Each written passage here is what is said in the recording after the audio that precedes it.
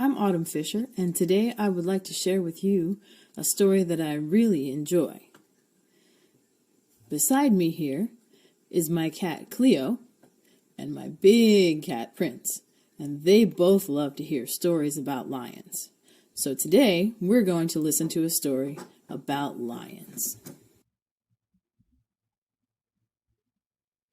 Library Lion by Michelle Knudsen, illustrated by Kevin Hawkes. One day, a lion came to the library. He walked right past the circulation desk and up into the stacks.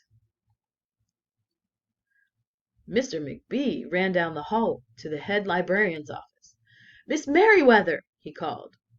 "No running," said Miss Merriweather without looking up. "But there's a lion," said Mr. McBee, "in the library." "Is he breaking any rules?" asked Miss Merriweather. She was very particular about rule breaking. "Well, no," said Mr. McBee, "not really." "Then leave him be." The lion wandered all around the library. He sniffed the card catalog. He rubbed his head against the new book collection. Then he padded over to the story corner and went to sleep. No one was sure what to do. There weren't any rules about lions in the library. Soon it was time for story hour. There weren't any rules about lions at story hour either. The story lady seemed a little nervous, but she read out the book's title in a good, clear voice. The lion looked up. The story lady kept reading. The lion stayed for the next story and the story after that. He waited for another story, but the children began to walk away. "Story hour is over," a little girl told him. "It's time to go." The lion looked at the children. He looked at the story lady. He looked at the closed books. Then he roared very loud. "Roar!" Miss Merriweather came striding out of her office. "Who is making all that noise?" she demanded. "It's the lion," said Mr. McBee. Miss Merriweather marched over to the lion. "If you cannot be quiet you will have to leave," she said in a stern voice. "Those are the rules." The lion kept roaring. He sounded sad. The little girl tugged on Miss Merriweather's dress. "If he promises to be quiet, can he come back for story hour tomorrow?" she asked. The lion stopped roaring. He looked at Miss Merriweather. Miss Merriweather looked back. Then she said, "Yes, a nice quiet lion would certainly be allowed to come back for story hour tomorrow." "Hooray!" said the children.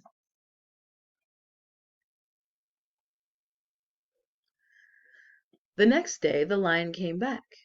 "You are early," said Miss Merriweather. "Story hour is not until 3 o'clock." The lion did not budge. "Very well," said Miss Merriweather. "You might as well make yourself useful."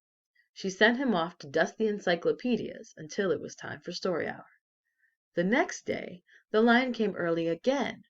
This time Miss Merriweather asked him to lick all the envelopes for the overdue notices.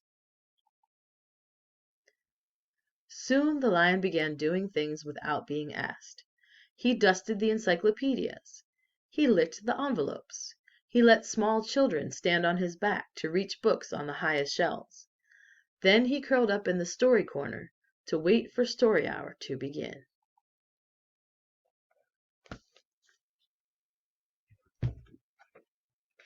At first, the people in the library were nervous about the lion, but they soon got used to having him around. In fact, he seemed very well suited for the library. His big feet were quiet on the library floor. He made a comfy backrest for the children at story hour, and he never roared in the library any more. "What a helpful lion," people said. They patted his soft head as he walked by. How did we ever get along without him? Mr. McBee scowled when he heard that. They'd always gotten along fine before. No lions were needed. Lions, he thought, could not understand rules. They did not belong in the library.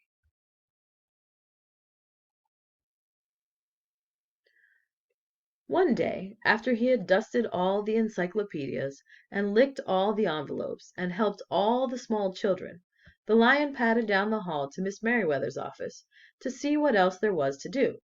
There was still some time left before story hour. "Hello, Lion," said Miss Merryweather. "I know something you can do. You can bring back a book into the stacks for me. Let me just get it down from the shelf." Miss Merryweather stepped up onto the step stool. The book was just out of reach.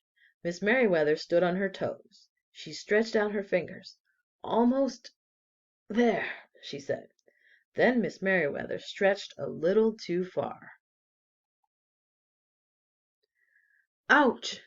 said Miss Merryweather softly. She did not get up. "Mr. McBee!" she called after a minute. "Mr. McBee!" But Mr. McBee was at the circulation desk. He could not hear her calling. "Lion," said Miss Merryweather, "please go and get Mr. McBee." The Lion ran down the hall. "No running," Miss Merryweather called after him. He put his big front paws up on the circulation desk and looked at Mr. McBee. "Go away, Lion," said Mr. McBee. "I'm busy." The Lion whined. He pointed his nose down the hall toward Miss Merryweather's office. Mr. McBee ignored him. Finally he did the only thing he could think of. He looked Mr. McBee right in the eye, and he opened his mouth very wide, and he roared the loudest roar he had ever roared in his life. "Roar!"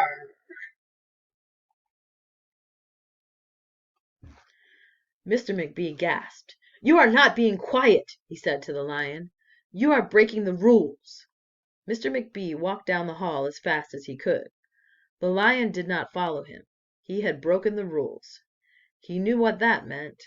He hung his head and walked toward the doors. Mr. McBee did not notice. "Miss Merryweather!" he called as he walked. "Miss Merryweather! The Lion broke the rules! The Lion broke the rules!" He burst into Miss Merryweather's office.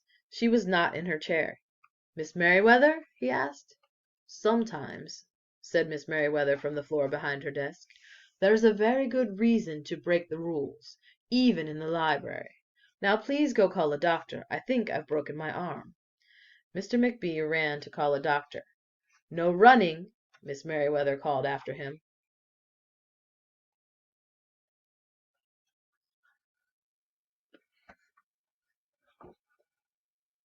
The next day things were back to normal, almost. Miss Merryweather's left arm was in a cast. The doctor had told her not to work too hard. "I will have my Lion to help me," Miss Merryweather thought. But the Lion did not come to the library that morning. At 3 o'clock Miss Merryweather walked over to the story corner. The Story Lady was just beginning a story for the children. The Lion was not there.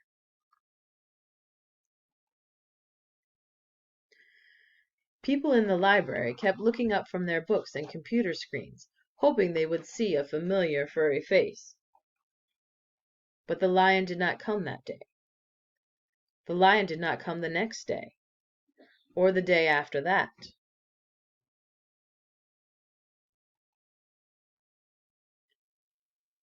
One evening Mr. McBee stopped by Miss Merryweather's office on his way out.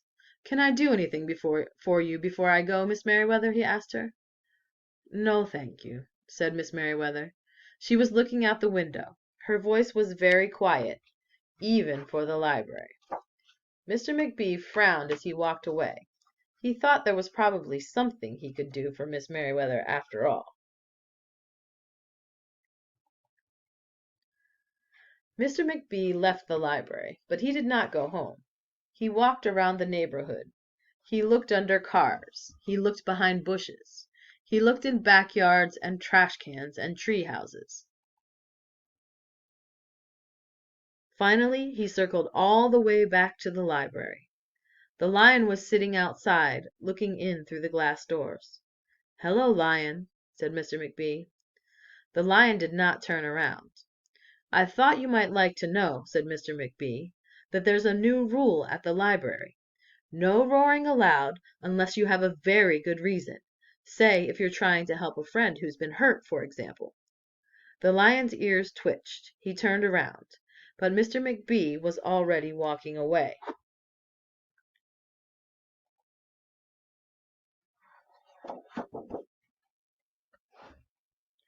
The next day Mr. McB. walked down the hall to Miss Merriweather's office. "What is it, Mr. McB.?" said Miss Merriweather in her new, sad, quiet voice. "I thought you might like to know," said Mr. McB., "that there's a lion in the library."